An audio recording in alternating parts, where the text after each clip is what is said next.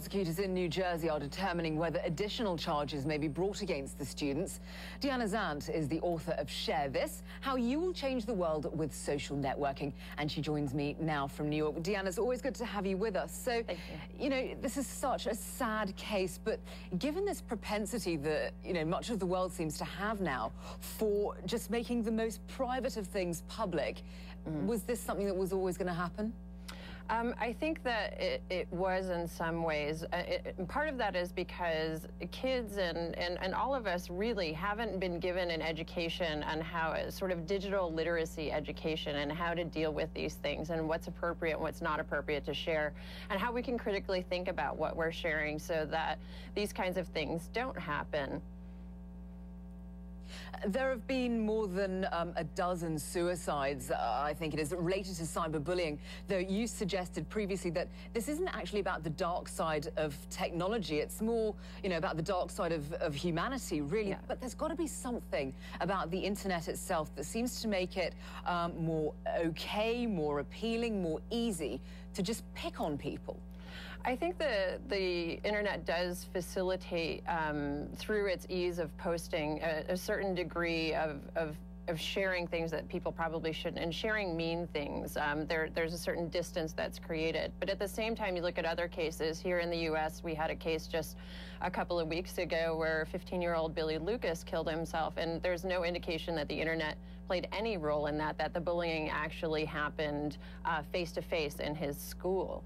And so what we're seeing through the technology is we're kind of pulling back the curtain on some of the darker sides of our culture and how really very homophobic a lot of parts of the country are, and a lot of cultures within the world still are against gay people.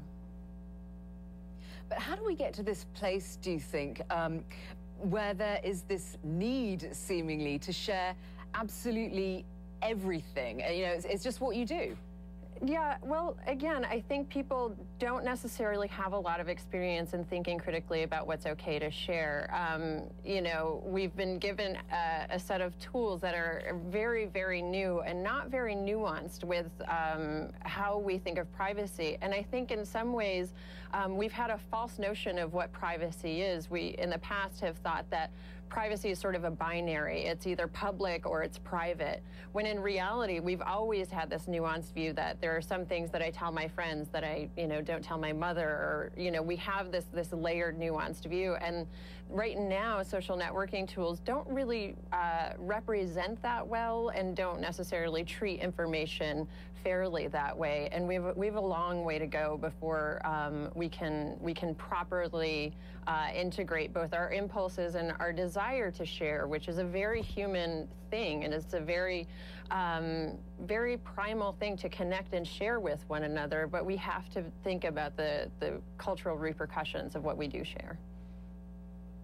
And given that oversharing is out there now, and you can't put the toothpaste back in the tube, how do we go from here and prevent you know, cases like this awful Clementi case from happening in the future? Well, it's interesting because there actually are a couple of programs that are ongoing now. Facebook does have here in the U.S. and is launching in the UK and Australia a integrated suicide prevention watch, where you can report someone who posts something that sounds suicidal, and then Facebook will alert the National Suicide Prevention Line here in the U.S., and they'll work with local suicide prevention people to address that person's concerns. And, you know, there's other things like an advice columnist in the U.S. named Dan Savage just launched this great campaign a couple of weeks ago, or last week. It was called It Gets Better. And he's having celebrities and everyday people upload videos to YouTube talking about how they were bullied or people were mean to them when they were younger, and when they came out and they got older and their lives became so much better. So we can see also how the technology can facilitate community and support, and sharing can be actually a really good thing as well. Deanna, I do thank you very much indeed for your extremely sensible contribution to this very important topic. Thank you. Deanna Zandt there.